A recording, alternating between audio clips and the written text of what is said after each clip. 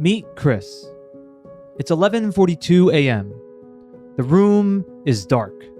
The blinds are still closed. Chris is lying on the bed, not asleep, just stalling. The only light in the room is coming from his cell phone and his open laptop on the nightstand. Slack notifications are pinging, emails are piling up, but he can't bring himself to move. He's supposed to be on a Teams call right now, discussing quarterly deliverables with a federal grants team, but he hit decline 5 minutes ago and hasn't checked any of the follow-up messages. He's been staring at the ceiling instead, feeling the gravity of the day before it even began. Chris is a senior advisor at a leading professional services consulting firm. He works remotely, has a short team of analysts that work with clients on finance and public policy, and on paper, he's thriving. But behind the scenes, it's a different story. He's always on. He's always scrolling. He's always available. Between his cell phone and his laptop, he's staring at screens for over 14 hours a day, and yet he feels more disconnected than ever. Just last night, his daughter asked him, "Daddy, are you mad at me?" He wasn't. He was just thinking about all the backlog of RFPs and the error on the data report from last week. And his wife, she used to bring him coffee during breaks, but she stopped coming because he would just wave her off every time she walked into the room. He hasn't worked out in months. Chris's social life consists of a few emojis within group chats. And it's not that Chris is a lazy person. He just feels buried, suffocated by the amount of demand that he's dealing with. Today, I'm speaking with Dr. Mary Donohue. Dr. Mary is a digital psychologist. She is CEO of the Digital Wellness Center, and she's the creator of tools that help people like Chris reclaim their lives from their screens.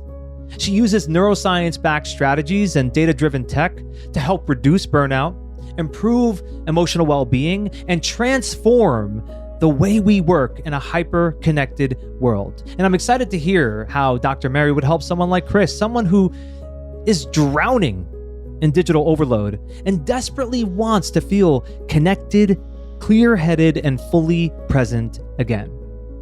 My name is Jay Abbasi, and welcome to Unstuck. Real people, real stories, real solutions.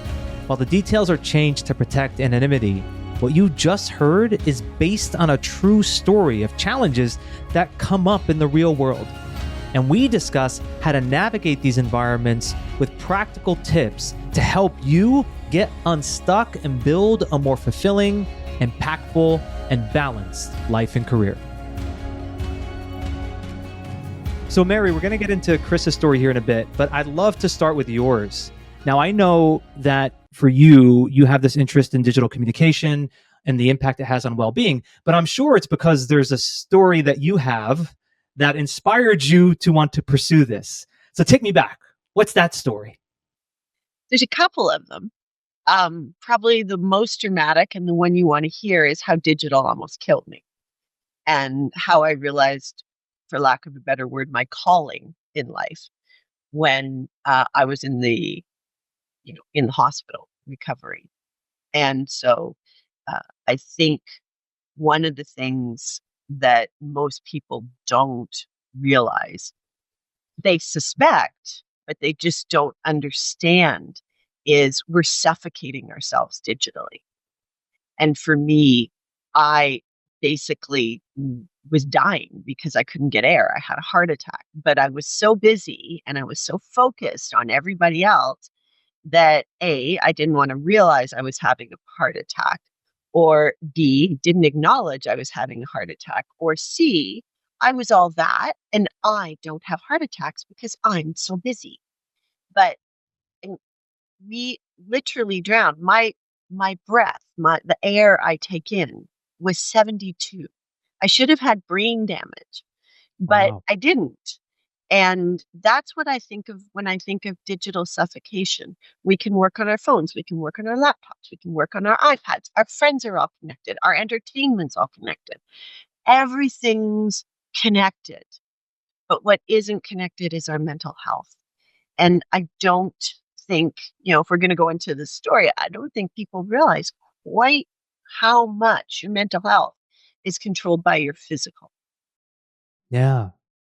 Well, were there signs that you noticed before? Like if you were to go back, or it just happened all of a sudden? No. So women's heart attacks, Jay, are much different than men's.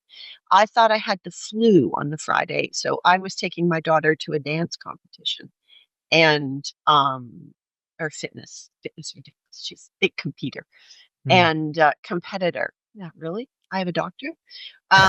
So no, not at all. We all make those flubs, Mary. It's very human of you. But so the Friday, I'm also a runner. And I wanted to do a quick 6K before we got in the car and drove to the competition. And anybody who's a runner knows the feeling of you get out there and you're just like, whoa, can't even catch my breath. I'm a little tired. I think I need in my case, I need my puffer. Must be a bad air day. Maybe I didn't sleep. And in my mind, I was like, oh, did I have a glass of wine last night? Because, that affects you too. And um, I drove over to the competition and I was just really tired. And I began to get a lot of indigestion. So I felt like, oh, maybe I was having the flu. Maybe I had a touch of food poisoning. Maybe that's Hmm. it. I woke up the next morning. I didn't even eat dinner that night. So I didn't eat on the Friday. And I went on the Saturday morning, tried to run again, had my coffee, couldn't eat a bite, just a lot of really bad indigestion, but I needed my coffee. And, um, I got very busy taking care of everybody else in the room, her coach, her friends, the trainer, her boyfriend, sewing her outfit. And I'm still dragging. It was like, oh, catch my breath. And there's a picture of me, the picture that was taken before my heart attack, where I'm screaming for my daughter. Like my hands are in the air. She's going to win. I'm so excited. And a couple hours later, they were telling my husband they have to give me nitroglycerin. And I'd been rushed in an ambulance where they had been saying, we're going to lose her. And I was hooked up to all these machines. And it was just I knew it happened. I had called in Canada where I live. We have a health line that you can call and say, "Oh, these are my symptoms. What should I do?" And she said, "Chew 4 aspirins. I'm calling an ambulance." And I said, "No, not. I can't get in an ambulance. I've got major meetings tomorrow morning. I've been missing 2 days with my daughter. I don't know why she needed that detail, but anyway." And I hung up the phone. And my husband, who was beside me, said, "Yeah, I think we need to go to the hospital." And so I was telling him how wrong he was. I'm not sure if this happens with your partner, Jay, but it was all his fault. So I can't explain why it was his fault, but it was. And so I all of a sudden felt literally my heart explode. And it was like Wow. someone took a dull steak knife and was just ripping out, and the pain was immense. And I turned to him and I said, "So you were right. I'm dying. I'm sorry. I said it. You were right. I love you. Please let my daughter know how much I love her." I think I said our daughter because she's our daughter. Hmm. And that was it. Wow. That's scary. Well, I'm glad that you're here with me now, and I'm glad that you recovered from that. Of course, many people don't, and for anyone, my audience knows, I share it quite often how my father passed away from a heart attack. He was 55, and it was very sudden and unexpected. And unfortunately for him, it was what they call the widowmaker heart attack, which is very difficult to come back from. And similar in that there was nothing that showcased any signs beforehand. It was just he was nauseous after going out to eat with my mother, and then the next morning he was rushed to the hospital, and he passed before I even got there. And so, okay, then it led you to the journey that you've been on since. And I guess, tell me what you learned then after the fact. Like, what did you learn after that in regards to how our digital world is affecting our health? We need breaks. Our brains, if I may get a little technical here, Please do. I love it. I but can put geek the out on this stuff. education to use. Yeah. Think about it this way. The more we're on digital, the more our prefrontal cortex builds up. So here's our brain. If the audience isn't watching me, I'm turning to the side so Jay can see my head. The first part of your brain between, the front of your eyes, like your eyebrow, all the way back to almost your ears is your intrinsic brain. It's where language is, where your snappy responses are. And then right over your ears, more towards the back of the head, you can literally put your hands there, and that's your mammalian brain. That's where your gut feelings are. That's where everything you learn is. And then at the very back of your head, you can touch it, is where your reptilian brain is. That's where your breathing, your heart, all of those things are controlled. That's why it's your reptilian brain. Like it no emotion. However, emotion affects it. And digital was designed to affect our brains. So here's what happened, and I'll explain it to you in a second how it all works together. But would you mind if we did a test? Please. Okay. Let's do it. You ready? I'm ready. Hi, how are you? I am well. How are you? How's your day? My day has been very busy. I took my daughter to school, picked her up from school, and it's raining here, but had a lot of meetings. It's been a good day. How was your day? It's great. You passed the test. Guess what? You learned very well from your parents. Your mammalian brain said, Mare doesn't want to know all about my day. She doesn't want to know every single detail of my day, but you're also very polite. You asked in response. My question to your question. How's your day? My day's good. Busy. How's your day? Good. Busy. We know nobody wants details. It's in our mammalian brain. Now, here's what happened when I did that test with 34,000. I sent out an email that said, hi, how's your day? No response. If you're a senior leader, you get on average 607 emails per day. 40% of those emails must be answered by the end of the day. You're in a meeting on average 5 hours a day. So already you know you're working about 10 hours a day. If you're an everyday average person, like me, you get 115 emails a day. 40% of those have to be answered, and they have to be answered carefully because everybody's looking at how you respond. And you're in 6 to 8 hours of meetings a day. So now you're spending your time in emails and in meetings, and you're already tired. Now add this on. In 2007, Steve Jobs invented or presented the iPhone. Our brains aren't used to that format of communication. They are used to what we are doing. So when I say, hi, how are you? You're like, you know what, Mary? I'm tired. Go away. And then I say, how's your day?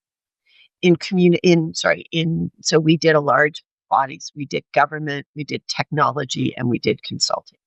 When I sent the email, hi, how's your day? Everybody lost their minds. Does she know something I don't know? Oh my God, am I getting fired? Is something wrong with my clients? What's going on? And why is that? Same 6 words, totally different responses. Prefrontal cortex. I'm so used to you nodding and saying, I'm good. How are you?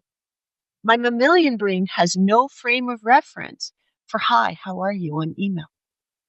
And then to make things even worse, when I say, how's your day? It's like saying we need to talk. Your mammalian brain recognizes that as a negative, not a positive. 90% of what you read on digital is your brain perceives as negative because your brain has been communicating one way for 150,000 years. And now we're saying, oh, do it differently. So then you go into fight or flight. You can see by the end of the day that your shoulders are up here, that you're breathing from your chest. You're not breathing from your stomach. And that causes stress, your reptilian brain. It's chronic anxiousness. And so when we begin to look at what's happening, my biggest learning in the hospital was micro breaks. I started to look at, wait a minute, if this is happening to me, A, wow, I'm just like my clients. B, now what do I do? And what I found out is our brain needs teeny tiny little breaks to process information. So your front brain can talk to your back brain, and there's no delay that causes stress. Hmm. So I want to just clarify a bit on regards to what happens with an email that gets sent with a question. You said 90% of the time it's perceived as negative. So would it be accurate to say that the mind is looking for a threat from that message? Like, in other words, it's processing it in a way that is deeming it a threat in some way, shape, or form, because there's none of that nonverbal communication that's available. You've hit it. There is no nonverbal communication. There's Right. no tone. There's no body language. There's nothing. And your brain's like, okay, this doesn't make sense. And when your brain says this doesn't make sense and it's tired, remember the volume of information we're receiving on digital. So what I did for myself is I started to look at, classify things as red light, green light, yellow light activities in my life. Okay. Red light activities for me was email. I was spending so much time on email. My heart rate, I was obsessed with my heart rate. My heart rate was like at 97 or 108 when I was doing an email, because my brain is trying to think of, okay, how do I respond so I'm not going to get 50 emails afterwards saying, what did you mean? You have to understand the cadence of digital and learn the cadence of digital communication and the nonverbal language of communication. I wrote a whole book on it in 2021 called Message Received, which helps you understand the nonverbal communication digitally of each generation. And then what I found out is you don't need long breaks, you need short breaks. And so I began to develop content for this breaks. So, you know how you feel on a Friday night when you've kicked back, baby's in bed, you just got a cup of tea, well, for me, you're under the cover, whatever, you're good, and you're just watching your very favorite movie, and your Oh yeah, brain's like, I just went there. I feel great just hearing you talk about it. that's what I developed. And my business partner and I put tons and tons of money in content. And then we began to figure out how to deliver emotional regulation digitally. And we Hmm. just received our patent for it on Friday. Congratulations. Very exciting. So if you could give me a little bit of a tease as to what that is, what is within the content that you found to be really useful in these micro breaks? First of all, happiness. Remember, I just said 90% of the time it's perceived as negative? Well, you and I were sharing before we started recording that I used to be in the news business. And the whole feeling of news is, if it bleeds, it leads. How many murders, how many shootings, how many this, how many that, and people watch. And then, when you're talking about tariffs, or you're talking about the economy, or you're talking about this, it's like none of it's good news. Nobody ever says, gosh darn it, so and so did the best job today, because nobody would watch that newscast. And so everything is so negative. And what we did was say, hey, wait, your brain wants information. So I can send these to you, and I'm happy to share with I wish I could play one for you from our website, just on things like, how does misinformation occur on digital in less than 3 minutes? And we have a lovely video. If you're at LaGuardia soon, you can probably see them to reduce your stress. What we found out is when we begin to help you classify your mood, so am I having a bad day or good day? And then we give you a micro break, which is a binaural beat, which is music we wrote that just causes you to calm down. And I don't know how to play one of these on the platform, but they're very interesting and very calming, but they're actually designed to use your third ear. So one side of you hears this way, another ear hears this way, and then your third ear in your inner brain puts the patterns together. So again, that clears the transient hyperfrontality or those clouds in the prefrontal cortex. So everything I've designed clears the prefrontal cortex. Mm. And we had someone else study our data, and it works in less than 3 minutes to take you from a stress mood to a happy mood. Wow. So you mentioned their music. So music can do it for us.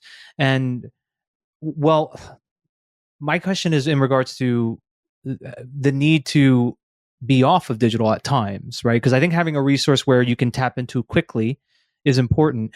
How much have you recognized the need to be able to just be off of digital entirely? Is that part of what you recognize is required for us to have these times of break throughout the day?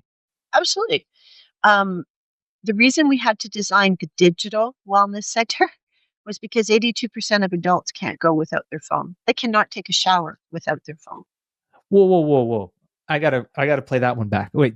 82% of adults, you said? These were adults, not just like young children. Adults can't even shower without having their phone with them. Right. Wow. People are addicted to these things. I wrote in my book and in a recent white paper, and now I'm starting to talk to governments. I have the great privilege of being able to present this year at the G7, at the UN, and I believe at Davos on the damage this is doing to our mental health and how that's Wow. affecting our physical Well, okay. health. I know there's a lot to unpack. No, but I guess I know that I'm on digital quite a bit, but I feel that when I hear stats like that, it makes me realize that I have to open up my own mind to what other people are experiencing because I don't have that level of addiction personally, but I'm not judging anybody else. It's more of just me processing what you just said to understand what other people are experiencing. So I guess are there some strategies that you recommend for people to work through that addiction, essentially, to be able to not need it so much? I appreciate meeting them where they are, which is what your platform is doing, and I think that's so smart. Meet them where they are, be able to help them through the vehicle through which they are constantly consuming content. And I'm curious to hear what you recommend for people to either detox or just get off this addiction, this wheel that they're on. Unfortunately, our world isn't designed for them to get off the wheel. So we have to admit that right now. There is no way you can go without a phone. I love when I hear celebrities say, "Oh, I just don't have a phone." Oh, you're so full of crap. The person sitting beside you has a phone, so you know everything that's going on. Give me a break. What, Yeah. like the whole world revolves, you do your banking on that phone. And so, what we need to do is give ourselves actual structure in our day.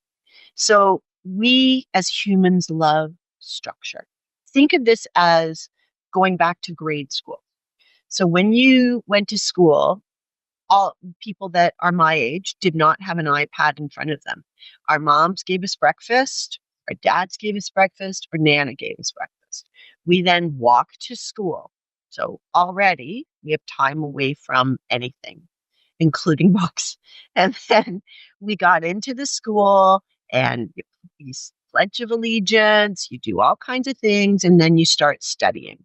So you Hmm. see the pattern of behavior. And God forbid if you don't have breakfast, that's why we work and volunteer for a breakfast board.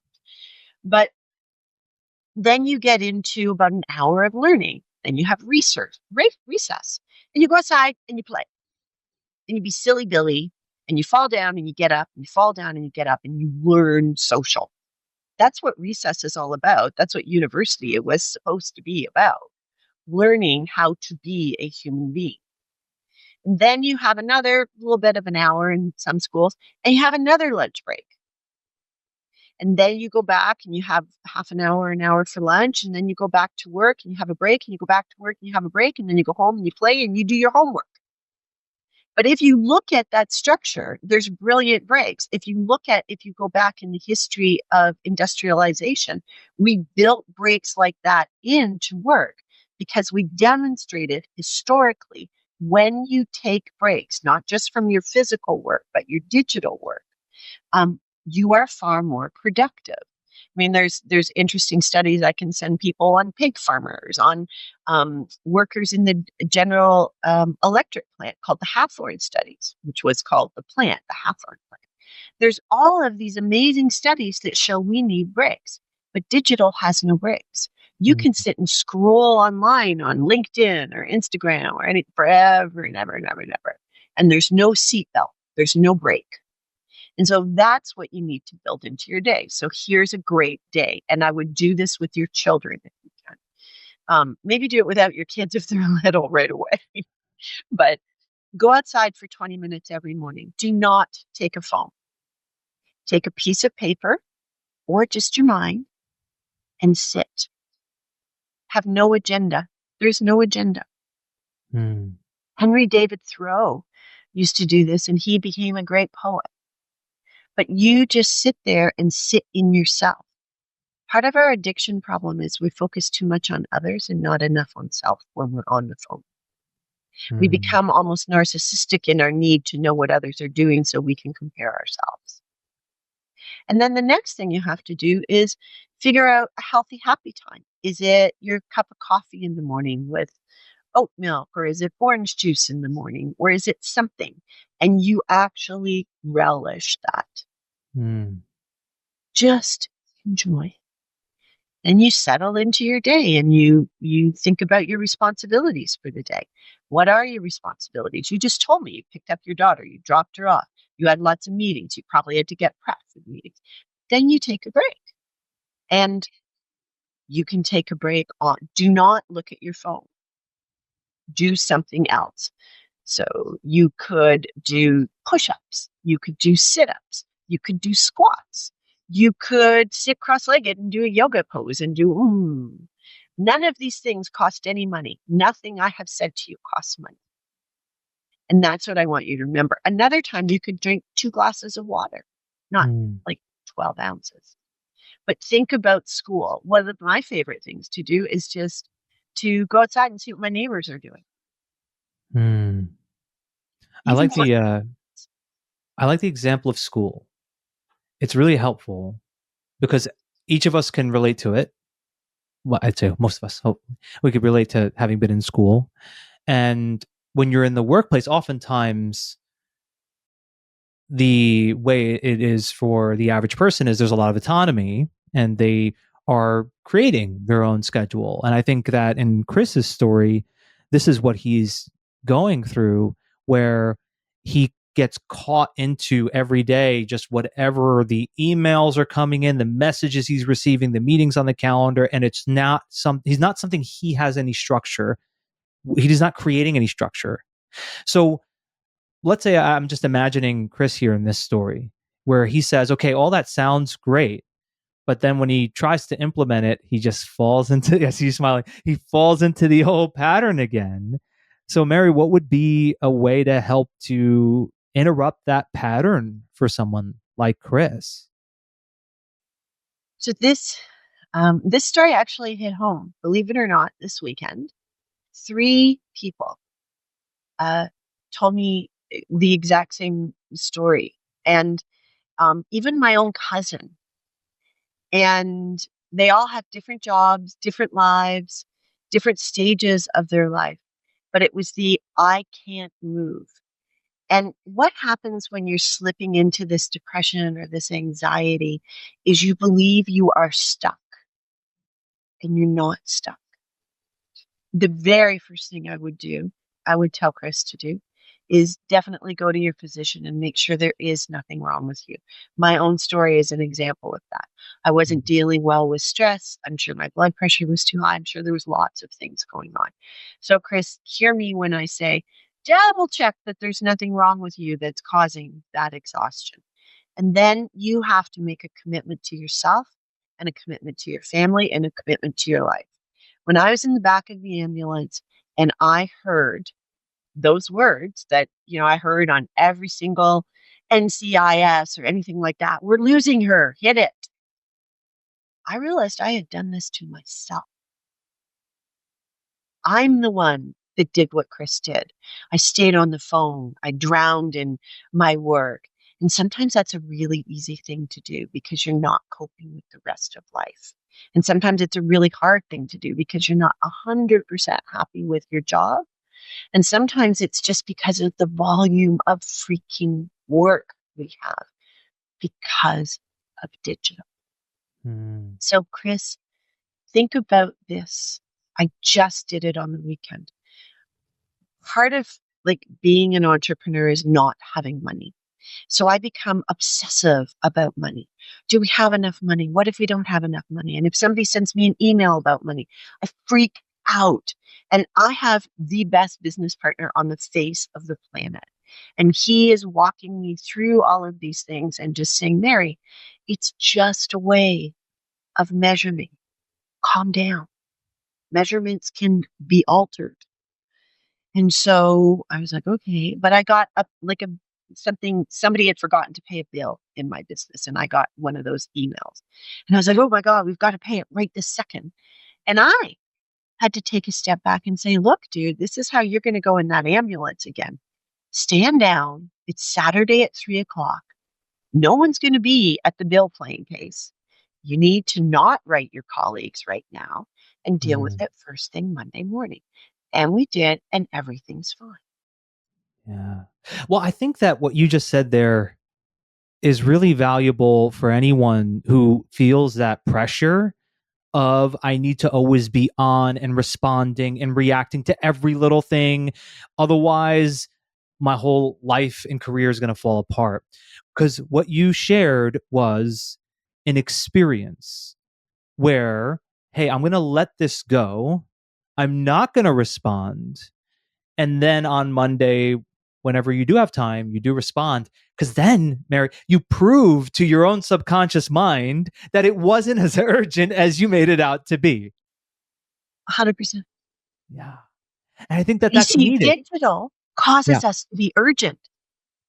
Right. So we have to justify it through telling ourselves, wait, even if it's just once, like for Chris or anybody else, right?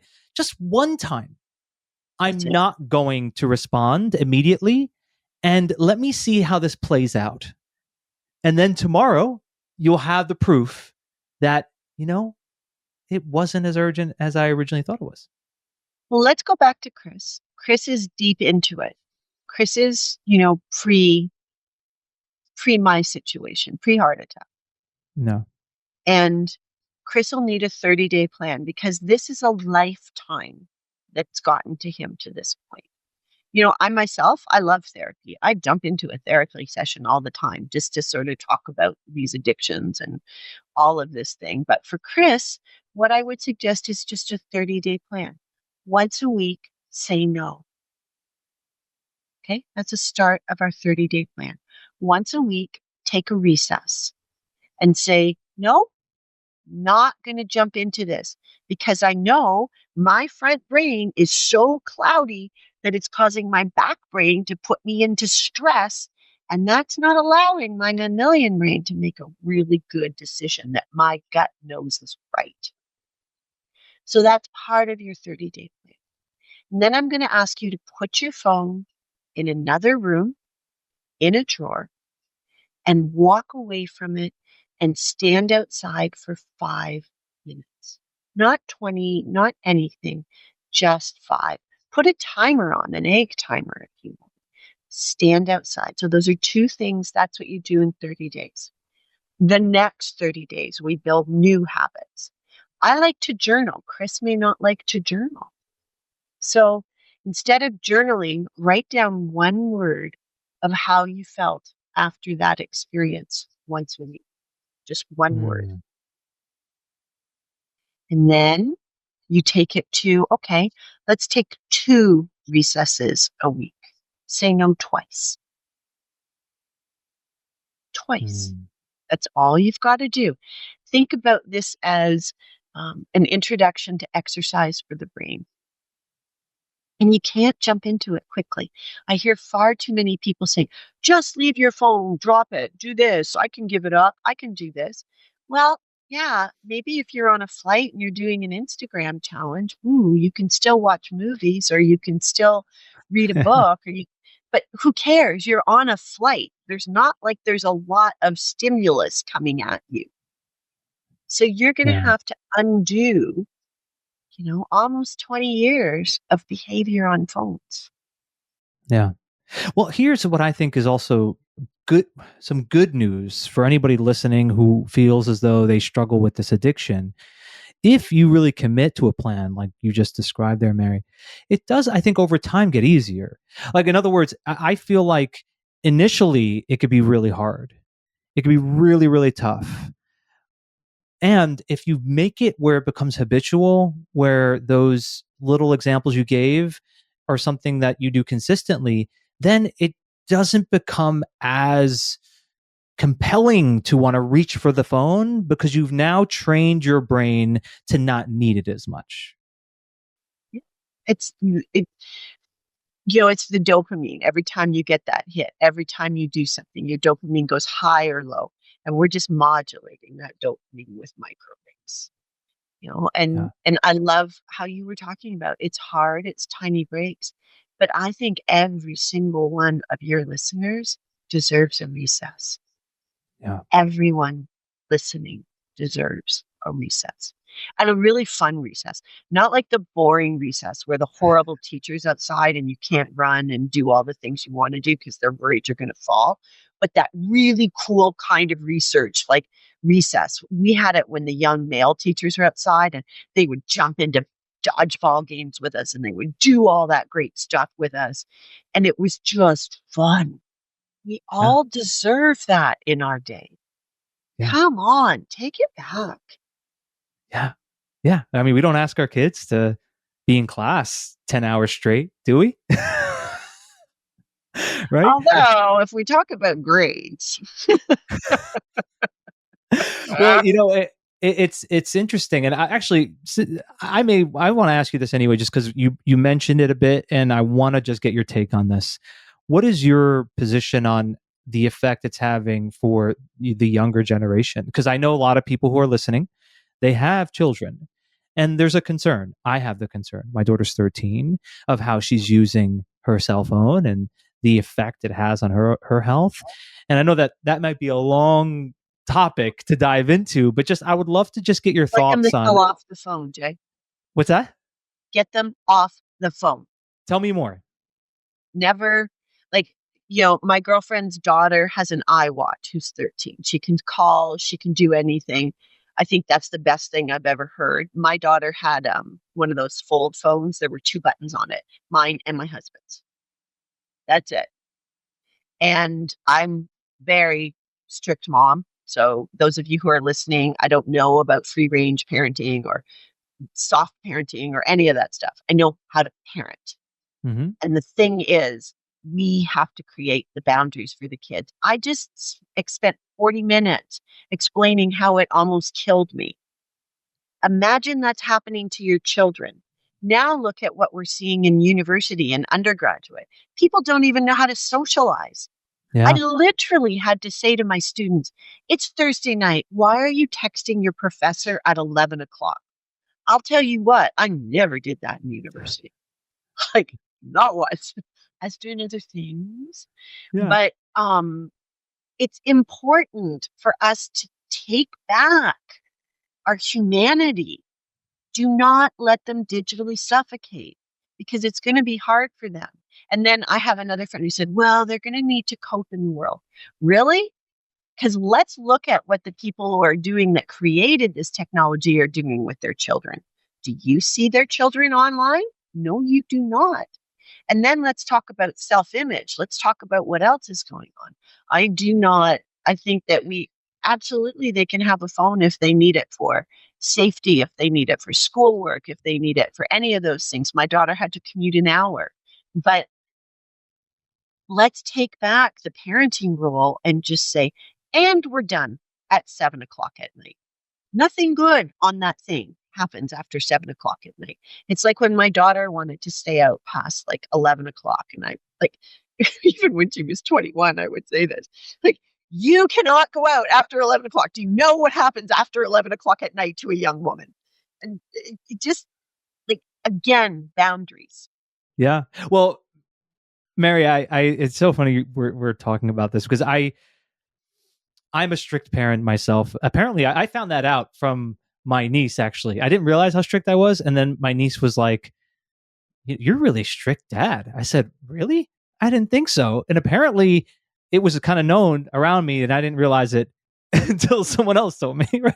Because I am very, yeah, I could be really, really hard line on certain things. But the thing that you said that really is valuable for anyone listening is, look, we struggle to create the structure for ourselves as adults. Right? Like we struggled to do it for us. And I imagine, right, what I was like when I was 13, 14, 15, 16.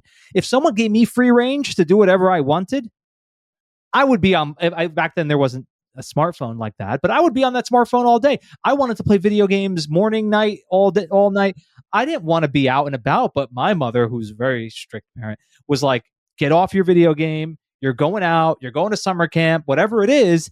And it was because of that I learned how to connect with other kids. I learned a lot of major life skills, right? And I didn't drown in isolation. Of the video game. Right. One father was just telling me his 11-year-old spent $4,000 on Minecraft last month. I didn't even know you could spend money, that kind of money. Neither did I. A video game. I said, yeah, bad on me, bad parenting. And unfortunately, he's going through a horrible divorce, all of that stuff. And I was like, dude, what? And you're like, what? $4,000? Yeah. Well, it comes back to the idea of we tend to do what's easy. Like that's, I think, what I see, Mary, is like, it's easier to give the kid the cell phone. It's easier to have them conform to what all the other kids at school are doing. And I'm saying this, by the way, with my own, with some not want to say criticism, but need to even improve as a parent, right? I need to go with the harder path at times, the one that's a little bit more uncomfortable, because I need to be mindful of my daughter's future and her overall health and well-being. And my daughter's 10 years older than yours. And so when I was talking to her and my girlfriend was talking to her, like, my daughter said to me, Mom, you were like the strictest mom in the entire school. And I was like, okay, well, that's the way the world works. Knock it. No, I don't care. And she, like my girlfriend said the same thing about her daughter saying that in her school. Like we didn't allow TV during the week. We had lots of activities for the kids, but we did lots of like dinner every single night. And in my house, you get up and you go to mass every Sunday morning. I don't care what was going on in your world. I don't care what you are in that church. And so, like we have a lot in our lives you need to be grateful for. And you just go and you say your gratitudes. And so a lot of parents thought that was horrible of me sort of enforcing my religion. And I was like, again, don't care. And I think that's the other thing that you were just alluding to is we do care what other parents think about our parenting. But the thing is, parents, are you going to be there when your kid is spending so much time, so much money, or her self-esteem is so shattered from that phone that she dies? Because that's the outcome we're talking about here. That's the outcome of me. And like, I don't like it when people belittle it. And I admire governments that are trying to take this back and own it. Here, I'll give you micro breaks, governments. I want children to take breaks. It's like commercials in the old TV. We used to get up and go to the bathroom. If you were watching TV with your boyfriend, it was time to cuddle. It was, like that's what commercials were kind of for. Yeah. But we don't have commercials anymore. Netflix, bring back commercials. Netflix is probably listening to me going, oh, she's crazy. But I'm talking about mental and physical health, and I'm very passionate about this. I could tell, and I appreciate that the honest inventory that you're giving us to what are the outcomes here.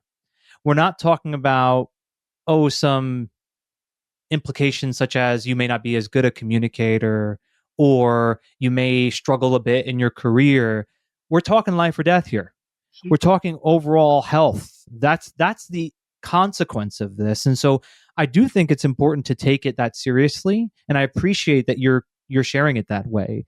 And for someone like Chris, and I want to bring it back to him because I do Sorry, think Chris. no, it's okay. We've covered so much ground for him because he has children too, right? In the story, and right, and so let's say Chris is inspired by the work that you're doing, Mary, and he reaches out to you, and you have an opportunity to chat with him. He tells you his story, and you want to maybe evoke in him either the motivation or the steps he needs to take to be able to improve his own health. What would you ask Chris as a means to get him thinking a bit differently about this and taking some new actions? What are some questions that you would pose to him, or maybe one or two, whatever you feel is right? I'll ask you right now. I ask everybody this. What do you want to think about when you're dying? Wow. I know what I thought about. I know what it feels like. I know I had absolutely no regret. I didn't think about work. I can tell you that much. I thought about my daughter and my husband. So, Chris, what do you want to think about when you're dying? Do you want to think about work? Do you think you'll think about work? You won't. Everybody says that, oh, nobody can take it with them or whatever. I'm not going to go into that philosophy. And then the second thing is, what's your dream? Yeah. Technology has taken away our dreams. Like, what is a dream for you? Because we're busy looking at other people's dreams. What is your dream, Chris? I love it. Can't create your own dream when you're too busy watching somebody else pursue their own. Right? Or doing the work so someone else can pursue their own. Yeah, that's powerful. Well, Mary, I'm so glad that you and I connected. I feel like I could talk to you for another 2 hours here. I do too. I really, really appreciate your work and the case histories you present and the solutions you provide, and you have some wonderful guests. So thank you, Jay. Oh, well, I appreciate that. I appreciate those kind words. And for anybody listening, I highly recommend looking Dr. Mary up. It's on LinkedIn, you said, is a great place where people can find you, right? And Dr. Mary Donohue, that's Donohue. And we'll have some of that information there in the show notes for everybody as well. But Mary, this was amazing. I got a lot from this conversation personally. So I just want to personally thank you for giving me a different way to think about all this. That conversation with Dr. Mary woke me up to some changes I need to make on how I manage my time on devices, as well as some of the things I need to do differently as a parent, and how I manage my daughter's relationship to her cell phone.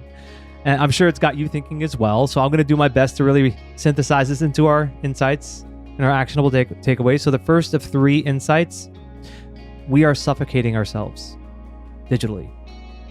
She had a very serious take on this, that we shouldn't take this lightly. We need breaks. And we are more productive when we take breaks, because digital doesn't have breaks. Your cell phone doesn't have any breaks, right? So you have to be intentional about creating those breaks. The second insight is that 90% of the emails we receive, we initially perceive as negative. I thought that was interesting. The mammalian brain isn't able to conclude that this is something that isn't a threat because there's no smiling, there's no tone of voice in an email. So I think there's a lot to take from that, not only in how we go through our emails and read them, but also how we write emails, to be sure that we're intentional, we're proactively considering the tone of an email before we send it out. And then the third insight is 82% of adults can't be without their phones. That one really hit me. And the research there, I'm sure there's other research, it's really just pointing to the problem of us being addicted to these devices. We're addicted to them. So we have to work on this addiction. And the 3 actionable takeaways are all on how to do that. The first is to build the structure for breaks. She used the example of school. I thought that was really a smart way to put it, which is in school we have recess, we have gym class, right? And that structure helps us to be able to stay organized and do different activities, right? So have a similar structure for yourself in regards to how you're engaging with your devices, and give yourself moments of break throughout the day. And with those moments of breaks, by the way, before I get to the second one, have it be a break where there's no agenda. There's nothing that you have to do, There's no specific task that you're working on. There's just no agenda. I mean, that's important time to recharge. The second actionable takeaway, create a 30-day plan and have one rule a week. That one rule could be time for journaling, time to be outside. It could be saying no to something if you're constantly struggling to say no, if you're saying yes to things. Just make it one focus a week. And you've heard me talk about this before as well, which is bite-sized ways in which you create improvement. But over 30 days, you can kind of set your, week 1, week 2, week 3, week 4, these are going to be my focuses over those weeks. And the third actionable takeaway is, for anyone listening who has kids, create the boundaries. And please don't take this lightly. I think I've taken this too lightly in the past. It is, as she said, life or death. It's that serious. So we need to have a very serious approach on how we're managing our children's devices. If you have very young children, plan for it. Or if you're planning to have kids in the future, then create the plan beforehand. And if you do have children now, see how you can make some tweaks and adjustments. And I know that I'm going to be doing that following that conversation. So join us on Friday. What I think we can dive into is, I'd love to share my journey of how I felt I was at one point being controlled by my devices, and now how I am able to control them. They're no longer in control of me. And I'm not perfect, by the way. I'd say I have always work to do, but when I was hearing some of what Dr. Mary was sharing, it made me realize that I have made a lot of progress. And I want to share with you some of the things that really work for me, in hopes that if you pull even one nugget out of that and you apply it, it's helpful for you. So we will dive into that on Friday. So until next time, thank you so much for listening.